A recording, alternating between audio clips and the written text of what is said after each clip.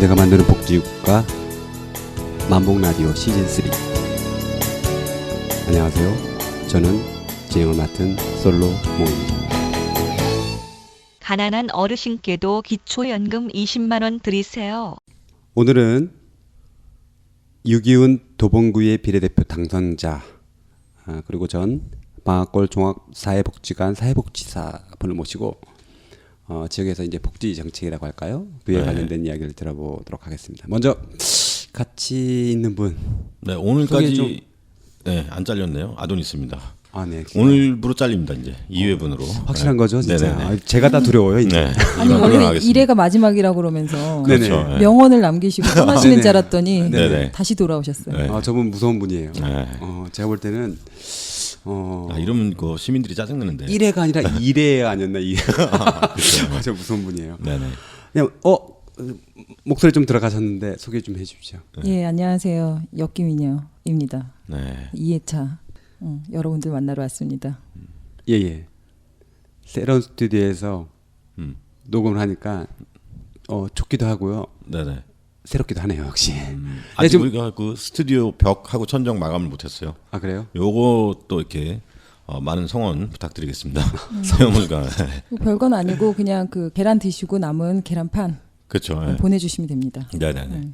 약간 좀 물릴 수 있는데 2회까지는 양해를 좀 부탁드리겠습니다.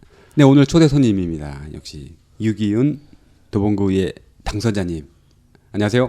네, 안녕하세요. 네. 이 목소리 축하드립니다. 목소리 너무 예쁘세요. 네. 네. 쑥스럽습니다. 네. 달리 아니 편하게 하세요. 평소 말씀하시던 대로. 좀 전이라 아까 제가 갑자기 주변에 좀 아시는 분들이 좀 당황했어요. 의구심을 표시하는. 참고로 저하고는 대단히 오랜 그래요? 동네에서 배운 사이기 때문에 다 알아요. 그래요. 아도니스님이 정치의 영향이 또 이제 넓혀지는 겁니까? 저는 뭐 그냥 저 곁다리고요. 우리 유기훈 전에는 부장님이셨는데 이제 의원님 되신 정치적 영향이 커져주셨죠. 이제 진심으로 축하드립니다. 네. 예. 네. 축하드립니다. 네, 감사합니다. 바쁘시죠? 아직은 뭐 자연인이라서요. 제가 임기가 다음 달부터. 난생 처음 자연인이 되어서 마음껏 누리기도 하고 뭐 조금 준비도 하고 여기저기 인터뷰도 많이 하시던데 도봉현에서도 한번. 많이는 안 했고요. 그러고. 도봉N에서 좀 하고 뭐 조금 이제 앞으로 뭐 글 같은 것도 좀 썼고 프레시안의 글도 썼고 또 여기저기에서 조금 써달라고 하고 뭐 실습 지도도 좀 앞으로 네네. 이제 후배들이 어떻게 정치적 영향력을 좀 정책적으로 관심을 가지고 해야 되는지 이런 거 조금 의뢰도 들어오고 그래서 조금 사회복지사 실습지도. 네네.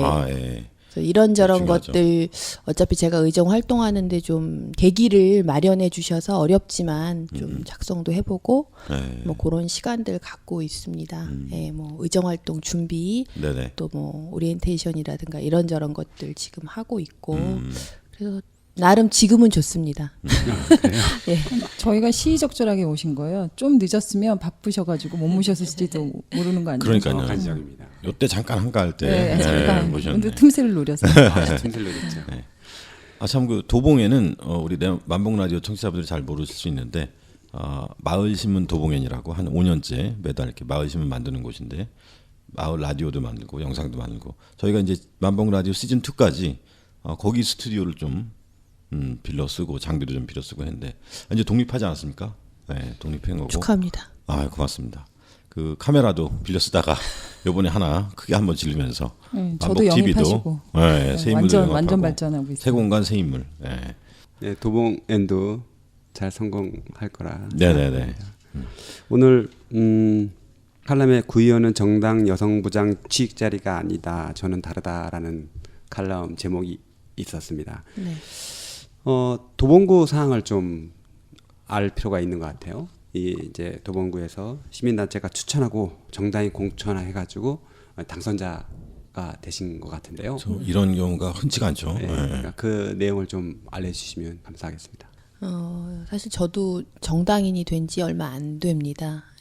등록을 한 지가 사실은 공천을 받으려고 등록을 사실 했던 거고 그래서 정치 세계는 제가 잘은 몰랐죠. 근데 이번에 또 이런 계기를 통해서 공부를 하게 된 것 같아요. 예, 단시간에 속성으로 정치 세계에 대해서 공문을 하게 되는 계기가 된 것 같아요. 근데 아무튼 기존에 이제 비례대표 자체가 2006년에 생겼기 때문에 네. 처음 생긴 게. 예, 기초의원 특히 그래서 이 비례대표의 취지 자체가 워낙 정당의 벽이 높다 보니까 이제 소수자나 그다음에 전문가들이 의회에 들어가서 이제 좀 제 역할들을 하기 위한 제도였는데 이제 그것이 사실은 정치라고 하는 것들이 조직이잖아요. 그러다 보니까 열심히 정당에 기여하신 분들이 그 자리를 이제 공천을 받게 되는 것들이 이제 2번 정도, 8년 정도 있었던 거죠. 네, 그리고 이제 이번이 3번째 비례대표인데 그러다 보니까 관행적으로 그렇게 기여를 또 하셨던 분들 사실 또 대단한 거고. 그래서 이제 그런 준비들을 또 사실은 미리 하고 계셨던 거죠. 이게 되게 갑자기 된 일이기 때문에. 그래서 굉장히 어려움들이 있었는데 아무튼 좀 최고위원 그러니까 국회의원이시죠. 최고위원하고 어쨌든 결정을 좀 그렇게 이번에는 우리가 정당의 벽이 너무 높으니 외부에서 좀 전문가를 영입해서 우리 정당 스스로도 새로 달라지는 모습들을 보여줄 취지가 있다라고 좀 결정을 하고 이제 내부의 어려움에 대해서 많이 좀 그런 과정들이 있었던 걸로 알아요. 저는 잘은 모르지만. 그래서 시민사회단체에서 또 이렇게 추천해서 추천하고 근데 이제 그거를 새정치민주연합이 받은 거죠. 정당에게 이제 그렇게 좀 비례 의석을 달라라고 요구를 했었는데 새정치민주연합이 이번에 받은 거고 그래서 이제 전격적으로 좀 결정이 돼서 시민사회 후보로 된 거죠.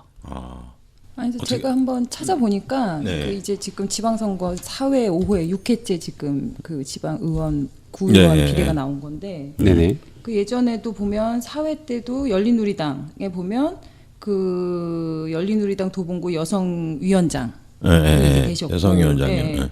한나라당에서도 여성 부장이 되셨고 5회 때도 보면 한나라당에서도 여성 부장 그다음에 민주당에서도 여성위원장이 되신 거예요. 근데 이제 통상 여기 지금 도봉구의 비례 몫이 2분이신 거죠. 네. 2분이세요. 2분이시면 그러니까 민주당에서도 그렇고 그러니까 새정치민주연합이나 뭐 새누리당 이런 데서도 보통 후보를 2명은 내시거든요. 네. 그동안 2명씩 냈어요. 왜냐하면 어쨌든 자리는 의석은 2개가 있으니까 기본적으로 2개 자리를 내는데 이번에는 이 그 정당인을 안 냈을 뿐만 아니라 그 의원님 한 분만 딱 저기를 비례대표 후보로 내셨더라고 유일하게. 유기훈. 그 전에는 항상 2분씩 후보자를 냈다가 이번에 한 명만 낸 거예요. 그래서 당에서 굉장히 신경 전폭적인- 써서 전폭적으로 밀어주셨 게 아닌가 이런 생각이 좀 드는데, 근데 궁금한 건 그러면 현재 그 지금 도봉구의 여성 위원장이나 부장님이 계실 거 아니에요.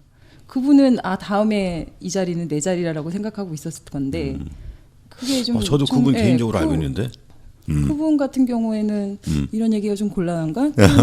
예, 이런 상황을 받아들이기가 쉽지 않았을 것 같은데 그러셨겠죠. 예. 직접적인 갈등은 없으셨고요. 어쨌든 저는 이제 정당에 몸담고 있지 않았기 때문에 이제 내부 상황에 대해서는 아주 구체적인 것들은 모르겠고, 네. 예, 이제 어쨌든 말씀드린 것처럼 이제 관례라고 하는 것들이 있었던 거니까 당연히 이게 미리 준비된 것이 아니니까 내가 헌신하고 열심히 했기 때문에 이번에는 이제 내 자리가 뭐 내 차례다. 뭐 뭐 이렇게. 하여튼 어. 그런 게 있으셨겠죠. 그래서 네. 이제 뭐 갑과 을에서 양쪽 이제 반씩 지구당이 나뉘어지니까 그래서 이제 준비들을 꽤 여러 명 하고 계셨던 것으로 제가 알고 있고 굉장히 파란이 났던 걸로 알고 있고 그것으로 인해서 그 국회의원부터 어쨌든 정당에서 굉장한 곤욕을 또 치렀던 걸로 알고 있고 또 이제 역작용이라고 하면 그럼 누가 그렇게 조직에 몸담고 헌신하겠느냐 뭐 이런 이야기들도 있었던 것 같아요. 근데 그럼에도 불구하고 이제 부작용과 작용 두 가지가 있는 중에 어쨌든 이번엔 전폭적으로 한번 선택을 하신 건데 그래서 굉장히 대외적으로 많은 관심이 쏠려 있는 자리예요. 그래서 열심히 안 하면 이제 죽는 사람 많다. 열심히 안 하면 또 죽는 사람 많고 이후에 4년 후에도 그 결과론적으로 우리가 제대로 된 선택을 했다라고 생각하려면 굉장히 중요하다라는 거죠. 의미가. 예, 근데 도봉구만의 문제는 아닌 것 같고 그래도 이제 전체적으로 보면은 아주 없는 것 같지는 않고 다른 구에도 뭐 열심히 그렇게 해서 시민사회단체에서 추천받은 게 이제 간혹 좀 계신 것 같더라고요. 그렇죠. 네. 예, 그래서 이런 것들이 사실 잘 자리 잡고 더 많이 알려지고 어쨌든 지금 제가 다니다 보니까 제가 사회복지사였을 때는 고맙다, 수고한다 이런 긍정적인 이야기를 듣다가 네, 제가 이제 명함을 이렇게 좀 돌리고 드렸는데 욕을 많이 먹었어요. 아, 그러세요? 벌써부터요? 네. 왜냐하면 이제 정치 혐오로 인해서 뭐 구의원 다 없애야 된다. 뭐 이런 것들이 극렬하게 드러나시더라고요. 그래서 아 그게 민심이다.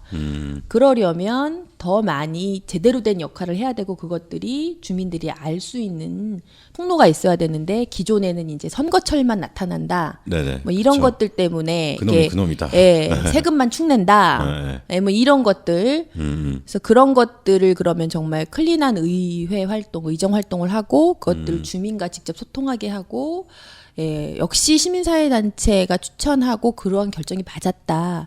이걸 보여주기 위해서 정말 열심히 해야 되겠다. 그런 부담이 요즘 많이 오더라고요. 과정도 순탄치는 않았지만 앞으로 이제 의정 활동도 대단한 각오가 필요한 그죠? 잘하셔야 되는 그렇겠죠. 그런 예, 부담이 예. 있는 거네요. 아무래도 이제 그런 결정에 있어서 후보자가 돼서 후보자로 이제 선거운동을 하시게 되는데 그럼에도 불구하고 후보자 결정전까지 반대가 가장 심할 것 같은 사람이 있었던 것 같지 않겠습니까? 네. 너 무슨 정치야 말도 안 돼. 네네네. 아, 가족분들도 그러실 수도 네네. 있겠네요. 그 가족이죠. 역시 네. 아저씨. 아니 그렇진 않았고요. 아, 그래요? 네, 저희가 식구가 6명이에요. 저까지. 아. 네, 시부모님하고 아, 시부모님 모시고 예, 살았죠. 시부모님 처음부터 같이 살았고 현재까지. 네. 예. 그다음에 아이들 이렇게 해서 저하고 이제 또 이제 근처에 또 친정 부모님 같이 살진 않지만 이제 네. 인근에 같이 또 계신데 일단은 이제 친정 부모님은 일단 빼고 같이 안 사니까 생계를 같이 하고 있는 식구 이제 6명 중에 저희가 이제 바로 투표를 했거든요. 가족 투표. 네네, 네, 투표를 해서 출마할 일단 것이라고 했거든요. 저 빼고 일단 5명 중에 3대2 과반수 찬성으로 일단 좀 결정을 했습니다. 일단 민주적으로 민주적인 가정이네요. 그러니까 가정 내에서 일단 당선이 되시고 그렇죠. 네. 그다음에 겨우 네. 그러니까 당선될 수밖에 없는 그런 이제 토대가 마련된 거네요, 그렇죠? 그러니까 집안에서 선거운동 하시고 가장 중요하죠. 네. 어떻게 말하면 가장 의견을 수렴해서 가장 가까워 있는 사람들. 그래서 주변에 만류하시는 분들 어떻게 설득하셨어요? 네, 일단 과반수 이상 찬성이기 때문에 이제 밀고 나갔고요. 예. 민주주의가 사실은 소수의 의견도 존중해줘야 되는데 네. 일단 쭉 그렇죠. 가다 보니까는 이제 어쩔 수 없이 순응하시게 되는 상황이 됐죠. 예. 가족은 그렇고 그 안에 이제 몸담아 오셨던 복지관 뭐 동료분들 중에는 뭐 다 이렇게 잘했다 이렇게 다들 일단 그렇게. 조금 뭐 아주 어려움이 있었던 것 같지는 않아요. 거기 어쨌든 왜냐하면 왜 이제 우리 복지관의 부장이 그 일을 하려 하는지에 대한 기본적인 생각들은 다 일치하기 때문에 이제 어렵고 힘든 길이지만 지역을 위해서 좀 의미 있겠다라는 결정해서 다들 찬성해주고 지지를 가장 많이 해줬죠. 그러니까 일단 주변에서부터 전폭적인 지지가 있어야 당선이 되는 거야. 그죠? 예. 아니 그런데 어차피 구의원의 활동이라는 것도 그러니까 지역을 위한 활동들인데 그 동안에도 계속 그런 일을 해오신 거 아니세요? 지역을 위한 활동들을 꾸준히. 그쵸. 어떤 일이든지 뭐 사회복지사에 같이 하고 사실은 되게 정치라고 하는 것들이 맞더라고요, 서로. 예, 그게 이제 정치라고 하는 것들이 사실 이제 바르게 이제 회초리로 치는 그런 것들이 정치잖아요. 근데 이제 오히려 주민 위에 군림하는 것들에서 되게 정치적이다라고 했을 때 그게 제대로 된 건 아니라 약간 좀 폄하하는 발언이잖아요. 근데 사실 사회복지사의 가치도 굉장히 비슷하거든요. 예. 그런데 저는 어차피 뭐 사회복지사의 가치로 정치를 한다라고 생각을 해요. 그래서 말씀하시는 것처럼 많이 다르지 않은데 이제 직접적으로 하는 일이 조금 달라졌다. 네, 그렇게 생각을 합니다. 그렇군요.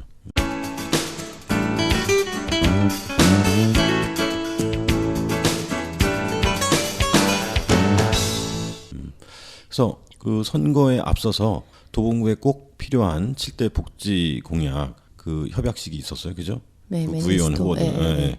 그것도 이제 같이 그 사인하셨고 네. 그 복지 전문가로서 포부가 남다르실 것 같아요. 예. 어떻게 그 포부. 하겠다. 예. 네.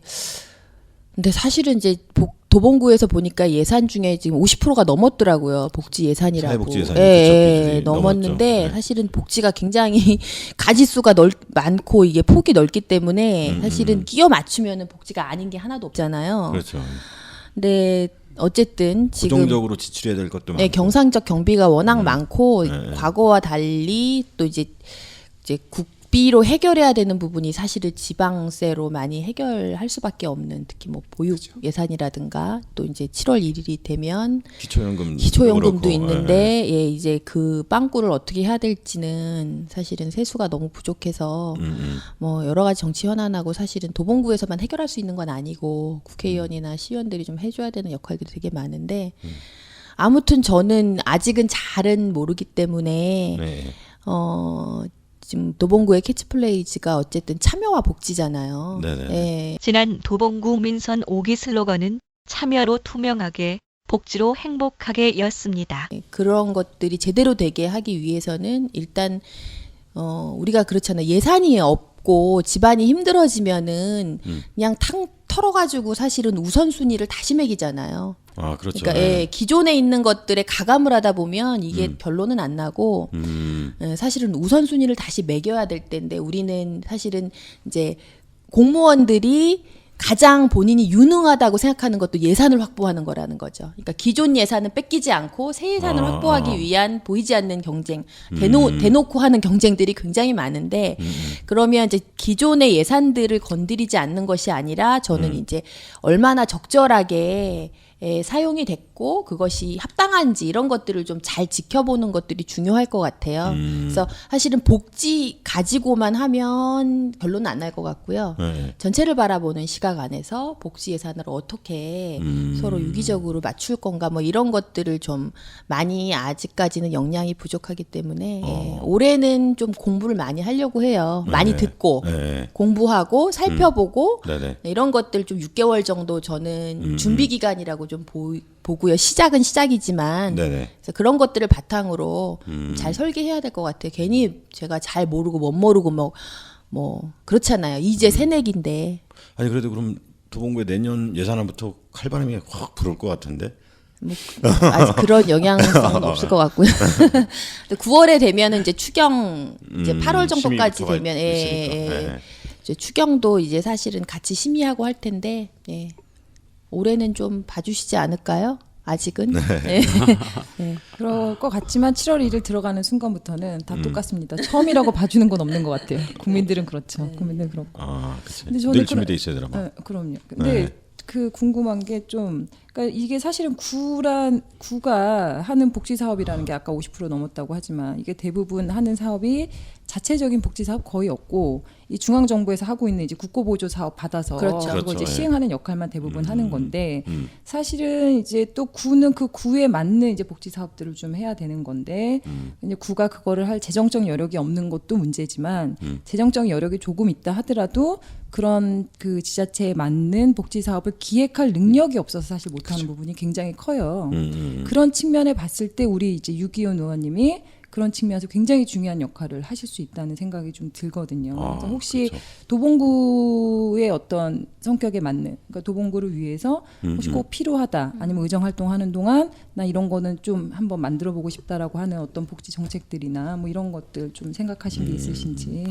그 도봉구가 특징을 보면 아무튼 그 수급자 수는 서울시에서 굉장히 낮은 편이에요. 왜냐하면 낮군요. 예, 굉장히 밑에 쪽에 있어요. 예, 자치구 중에서는 그 이유는 아무튼 영구임대 주택이 아파트가 거의 없죠. 없는 거지. 예. 맞아요. 그리고 이제 매입임대 그러니까 LH하고 SH가 만들어 놓은 게 이제 방학 2동, 1동, 뭐 도봉동 이렇게 방학 2동 제일 많거든요. 왜냐면 이제 싸니까 뭐 이런 게 있어요. 부동산 가격이 좀 저렴하니까. 그렇죠. 상대적으로. 이제 매입을 해가지고 짓는 건데, 근데 이게 꼭 도봉구 주민만 오는 게 아니라 다른 데서도 오시기 때문에 그런 게 있다는 거죠. 그래서 아무튼 수급자 수는 적은데 차상위는 굉장히 많아요. 그럴 것 같아요. 여기 그렇다고 이렇게 잘 사는 동네는 아니잖아요. 네, 차상위가 많은데 제가 어쨌든 사회복지원장에서 굉장히 꽤 오래 있었는데 도봉구 오니까 굉장히 심각하더라고. 오히려 이게 이제 수급이 되지 않은 분들이 보더라인에 계신 분들이 혜택을 못 받으면서 차상위에 있었을 때 훨씬 더 어려운 건 아시잖아요. 그렇죠. 괴롭고 고통스럽고. 네, 그래서 그 경계선에서 받으실 수 있는 것들도 없고, 그래서 이제 이번에 뭐 청장님한테도 제안을 해서 뭐 도봉복지기초선 이런 것들도 공약으로 넣긴 하셨는데 사실 서울시도 그 서울시 서울시민복지기준선 기준선도 있고 그다음에 이제 뭐죠? 갑자기 생각이 안 나는데. 서울형 기초보장. 네, 기초보장도 생겼는데 저희가 예산 분석해 보니까 불용률이 많더라고요. 예. 한 50%도 안 되는 걸 알고 있어요. 근데 이제 그걸 또 제가 예산 분석해 보니까 그리고 그것도 더 늘리신다고 했는데 저는 그것도 되게 비판적으로 봤었거든요. 왜냐하면 기초수급도 지금 계속 줄고 있잖아요. 그리고 그렇죠. 예, 계속 어려움은 있는데 퍼센테이지도 13%인가요? 아마 거기에 맞춰놓은 거에 그냥 기계적으로 맞춰져 있고 오히려 수급 탈락률은 선정률보다 훨씬 더 높아지고 있고 그런 것들이 사실은 개선돼야 되는데 사실은 어쨌든 박 시장님도 새로 하면서 제도를 만드셨지만 오히려 기존의 제도를 보완하면서 잘못된 것들을 개선해 나가는 방식이 좋겠지 어떤 치적성으로 하거나 물론 그런 의미는 아니었겠지만 제가 분석을 해보니까 그렇게 되더라고요. 그래서 도봉구도 물론 이제 도봉지 기초선이라고 이제 제안은 했었지만 그래서 도봉구의 특성은 전 그거라고 봐요. 그래서 예전에도 사실은 이제 칼럼에 그런 것도 썼었는데 수급이 되고 안 되고 그다음에 떨어지고 나서에 없는 거 물론 이제 그거는 사실은 되게 말이 길어지는데 저희뿐만 아니라 이제 이번에는 굉장히 수급도 계약으로 돼서 뭐 서비스들을 굉장히 많이 찢어놨잖아요. 그래서 그런 게 이제 저는 사실은 제안했었을 때는 그런 인큐베이팅을 통한 일종의 좀 보완하고 그분들이 준비할 수 있는 것들에 대해서는 서비스가 좀 낱낱이 된 것들이 필요하다고 했는데 이제 이번에 된 거는 그건 또 아니더라고요. 그래서 이제 어쨌든 그런 것들이 그러면 도봉구에는 좀 더 필요한 거죠. 예. 그래서 그런 것들을 분석하려면 면밀하게 이런 데이터나 통계들이 좀 더 수집돼야 될 것 같아요. 그래서 그런 것들 그래서 도봉구가 어쨌든 왜 그렇게 어려운 분들이 많냐라고 했을 때는 집값이 싸기 때문에 외부에서 쫓겨 이렇게 밀려 들어온 분들이 많거든요. 그럼 그렇게 저도 그랬어요. 네. 그래서 어려운 분들이 이렇게 들어왔을 때는 돈이 없기 때문에 들어온 거고 돈이라는 문제뿐만 아니라 굉장히 빈곤이 여러 가지 것들을 같이 물고 들어오기 때문에 근데 이제 거기에 해당되는 서비스에 대한 제공들은 별로 없고 이런 것들이 이제 도봉구의 큰 문제고 또 도봉구 안에서의 어떤 일자리라든가 이런 것들은 또 별로 없고 예. 그래서 어쨌든 좀 그런 것들을 면밀히 분석해서 그럼 도봉구만의 지역적 특색을 어떻게 주민들이 함께 그런 것들을 좀 혜택도 볼 수 있고 나눌 수 있을까라는 것들을 제도로 이게 마음으로 의리만으로는 안 되는데 저희 청장님도 보시면은 예산이 없기 때문에 정으로 의리로 이렇게 해가지고 그것들을 좀 극복하려고 이제 공동체 이야기를 하시는데 사실은 그것도 나쁜 건 아니고 꼭 필요하지만 이게 또 정책과 예산이 수반돼야 되는 게 있어요. 그죠 또 예, 예산이 그리고 가야 또 마음도 가고. 그렇죠. 예산은 정치고 사실은 예산 가는데 마음이 있는 건데 마음은 많고 내 1순위가 복지라고 하면서 복지 예산에 배치해주지 않는 건 되게 이율배반적인 거라는 거죠. 그렇군요. 예, 그런 것들을 잘 그러면 분석해내고 통계화하고 수치화하고 그런 것들을 제안하는 것들을 저는 좀 하고 싶어요. 그래서 아무튼 그러려면은 다른 건설이나 뭐 환경이나 여러 가지 것들을 다 같이 봐야만 우선순위를 배치할 수 있다는 거죠. 근데 복지만 봐서는 전혀 해답은 없습니다. 예. 그러니까 구의원도 저 포괄적으로 봐야 되는 거죠, 구의원이. 그렇죠. 그렇죠. 전체를 다 같이 결정하니까. 아니 이 박근혜 정부가 내놓은 복지의 주요 키워드가 맞춤형 복지잖아요. 그 네네. 맞춤형이 우리가 생각할 때는 그 국민들의 욕구 맞춤형이라고 생각했는데 지금 보니까 예산 맞춤형 복지를 하고 계셔가지고 그렇죠. 욕구와는 완전 별개로 예산 딱 정해놓고 거기에 맞춰서 이렇게 다 찢어가지고 복지 서비스를 그러니까 아랫돌 빼서 지금 윗돌 개고 있으니까 말씀하신 것처럼 지금 차상위 문제가 이제 굉장히 심각한데 특히 이제 도봉구에서는 차상위 계층들이 굉장히 많은 거고 근데 그 송파구 세무녀 사건 같은 경우도 전형적인 이제 차상위 때 문제였던 거니까. 네. 현행 복지 제도나 정책 가지고는 사실 구제할 수 있는 방법이 없었잖아요. 네. 예, 근데 마치 그분들이 발견 못해서 신청안에서 그러니까. 지원이 안 된 것으로 그렇죠. 그렇게 몰고 갔죠. 예, 네. 몰고 가시는데 그거는 아니고 예, 그분이 어떻게 구제를 요청했어도 현행 복지 제도에서는 없었다는 거죠. 시장님이나 구청장님, 제가 볼 때는 구의회를 나가는 게 아니라 구청장을 나가야 되는 거예요.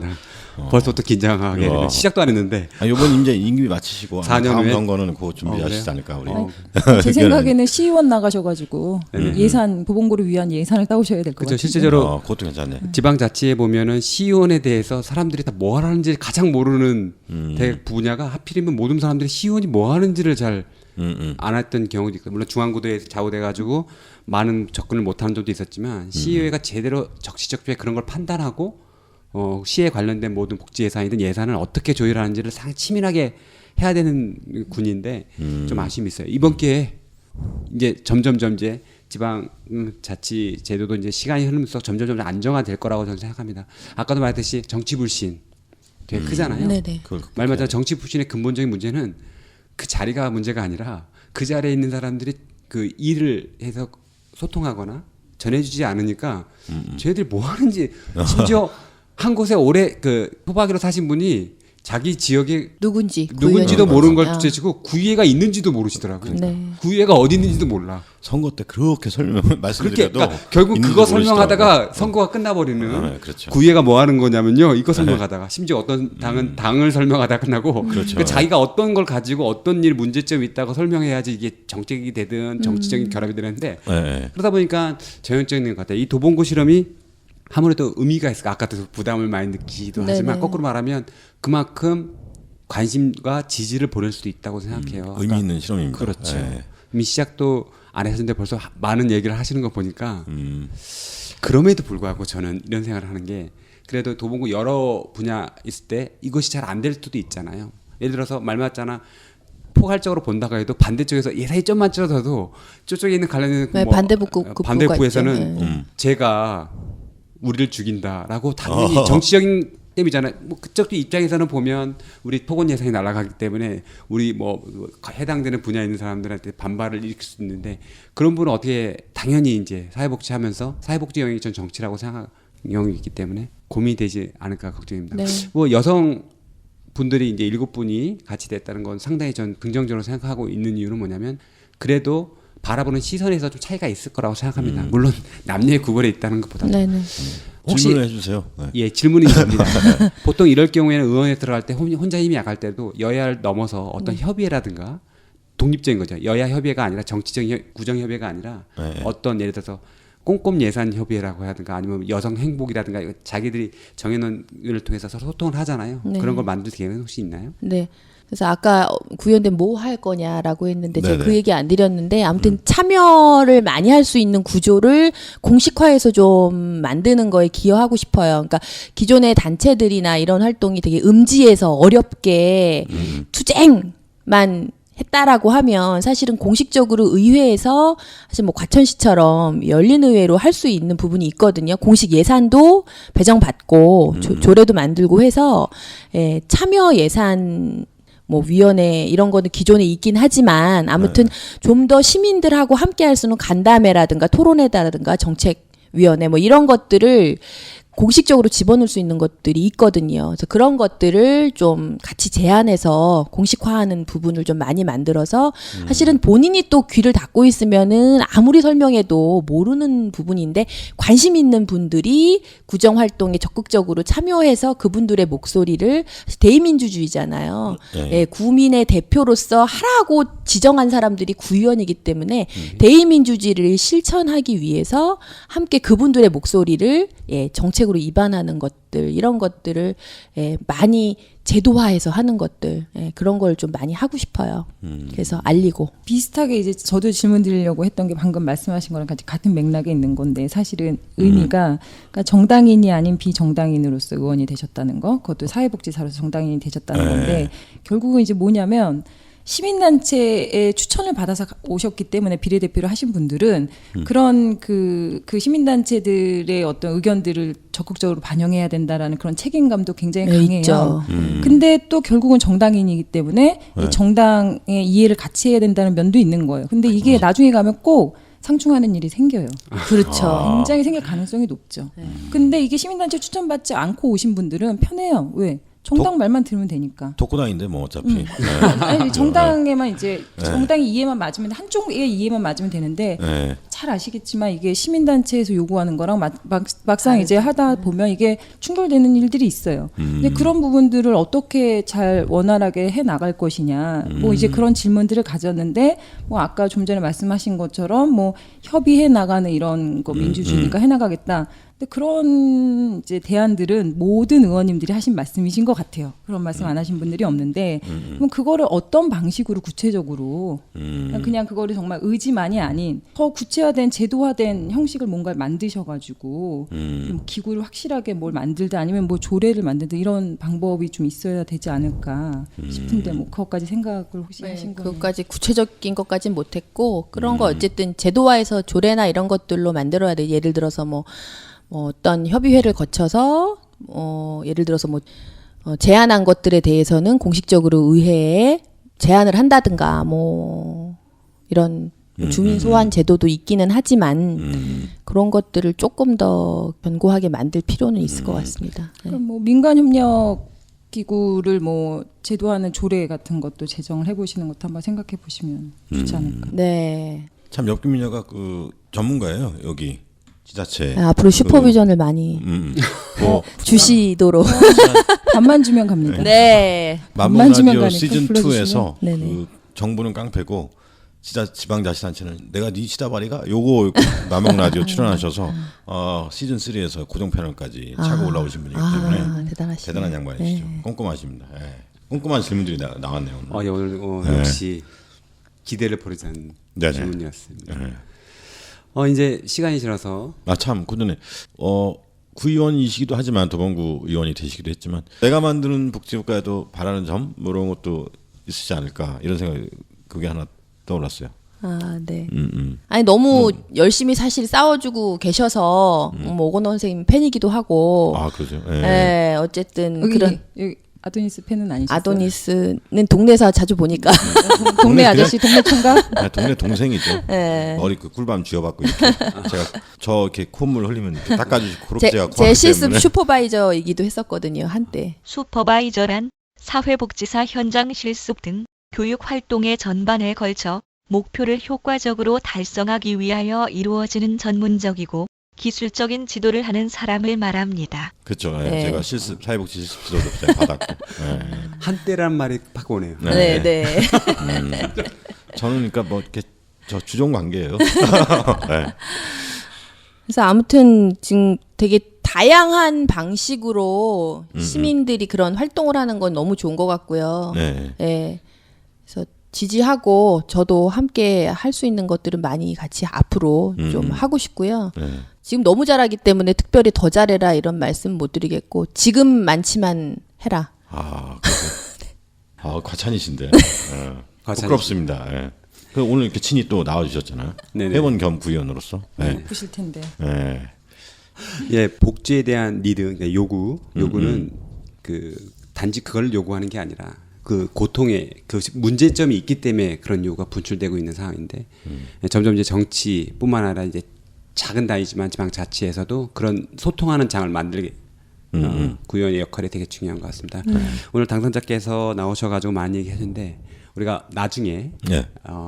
좀 1년 지나거나 또는 후반기쯤에 가가지고 과연 뭐 어떻게 했냐? 생각하는지 과연 구의회에서는 그때 그땐 평가회를 해야죠. 아니, 1년 후에는 바로 우리 그거죠. 평가 그런데? 신랄하게 패널들 딱 모아놓고. 뭐 설마 작두도 갔다 오는 거. 그러니까 개작두는 아니겠죠. 저희가 보통 멘트에 대한 초심을 재해설할 때 주변에서 계속 관심이 있는 그런 게 있어야 된다고 봐요. 네. 우리가 항상 정치가 보면 뽑아놓을 때랑 뽑아놓은 이유가 기간을 마치 그냥 보존된 것처럼 생각하는 것보다도 계속 관심을 가지고 있기 때문에 나중에 이 자리에 다시 한번 오셔서 현재 실제적으로 내가 구현을 해보니 어떤 문제 어떤 거 해주면 좋겠다라든가 내가 못했다라든가 모든 걸 가지고 허심탄회하게 다시 한번 네네. 얘기를 하는 시간을 가졌으면 좋겠습니다. 네, 부담을 가지고 활동하도록 하겠습니다. 저는 부담이 아니라 지지. 1년에 한 번씩은 나오세요. 지난해 만복 TV 출연하셨으니까 올해 만복 라디오 나오고 내년에 또 한번 모시겠습니다. 지지와 응원을 아, 네. 보낼 수 있고 이 흐름이 전국에 있는 지자체로 넘어갈 수 있는 기회가 됐으면 하는 바람이 있고요. 장시간 나와주셔서 감사하다는 말 드립니다. 지금까지 내가 만드는 복지국가 만복라디오 시즌3 진행 솔로몬이었습니다.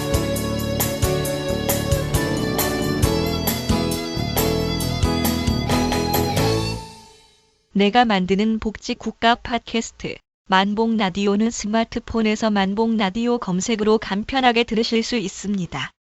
내 만복 블로그 myWelfare.or.kr이나 페이스북, 트위터에서도 가능합니다. 청취 소감을 댓글로 남겨주신 분께는 내가 만드는 복지 국가 단행본을 선물로 드립니다.